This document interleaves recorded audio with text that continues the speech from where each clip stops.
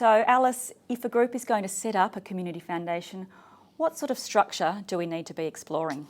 Yes, so when we talk about community foundations and this entire introduction with Alex and everything you see written talks about a community foundation, so it's a singular entity.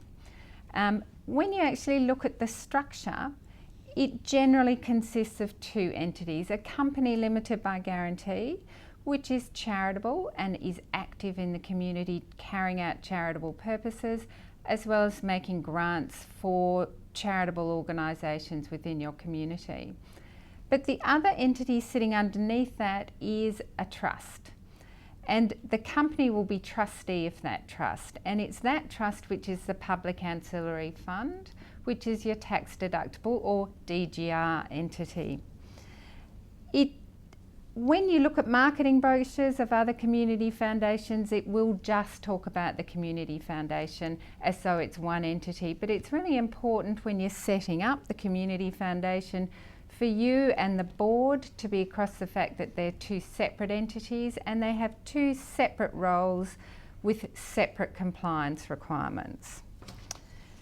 The main reason you have this separation and two entities involved is for tax reasons.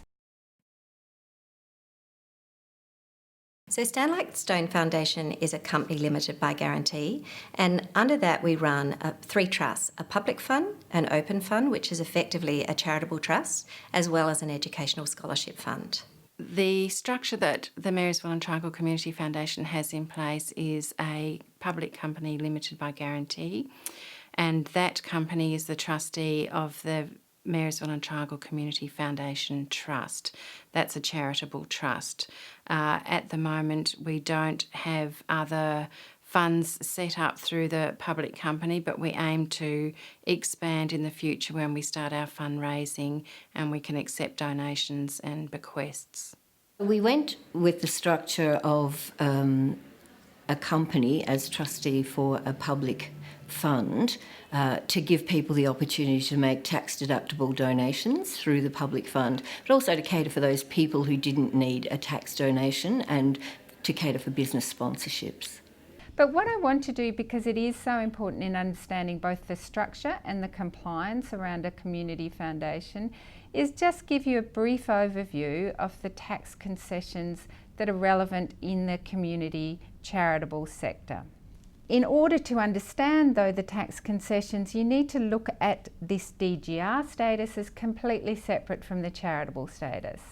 You can have DGRs that aren't charities, and there are lots of charities that aren't DGRs. So think of them as separate. And that's why I've got that orange dotted line in this slide in the middle. Above the line are your charities.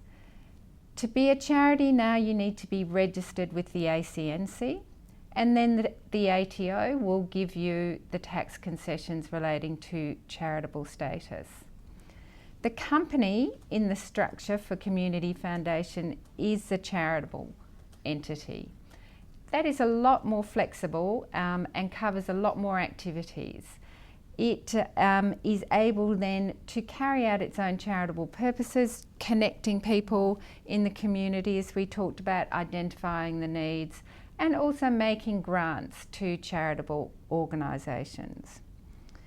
In understanding, though, what's charitable, it's really important to understand that it's a legal meaning of charity. So it's not just any organisation doing good in the community, unfortunately.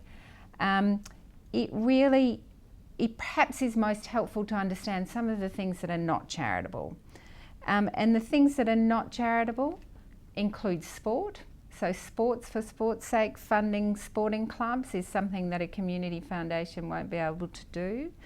Funding private clubs and associations where they exist purely for the benefit of the members. So you might have a local choir or film group that you wouldn't be able to fund, as that wouldn't be charitable. And then, of course, government is not charitable. Yes, you think, oh no, government's not charitable, but that actually includes state schools, museums that are run by your local council, perhaps libraries and galleries that are run by council. So they're things to watch out for and to think about. who you might be wanting to fund to make sure that they are charitable. As the charitable entity though, it is not tax deductible. That company cannot receive tax deductible gifts. This is why most community foundations will set up a public ancillary fund so it can receive tax deductible gifts. The types of DGR you'll see on this slide, there are two types, item 1 and item 2. The public ancillary fund you'll see down the bottom left-hand corner is an item 2 public ancillary fund. It's a grant-making entity, and it can only make grants to item 1 DGRs. So the recipients of all grants of community foundations from the public ancillary fund need to be item 1 DGRs, and there you're doing charities in the community.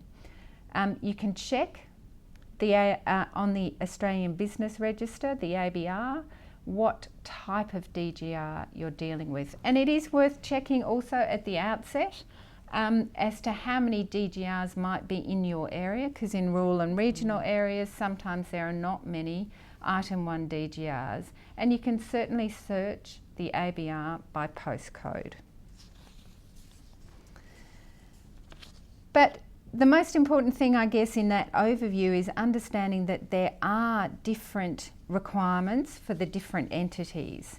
And the next slide just has some really brief points to make you remember the difference between the DGR trust and the charitable entity.